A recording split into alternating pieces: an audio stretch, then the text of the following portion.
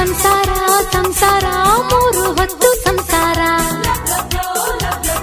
ಬೈಸೋದು ತಿನ್ನೋದು ಬಿಟ್ರೆ ಇಲ್ಲ ವ್ಯಾಪಾರ ಮದುವೆಯಾದ ಮೇಲೆ ಬಾಳು ದಂಡಾನೆ ಮಡದಿಯಾದ ಮೇಲೆ ಎಲ್ಲ ಗಂಡಾನೆ ಪಟ್ಟಣದ ಹುಚ್ಚು ಹಳ್ಳಿ ಬಿಡಿಸಲ್ಲ ಮುಂದೆ ನೋಡೋ ಪುಟ್ನಂಜ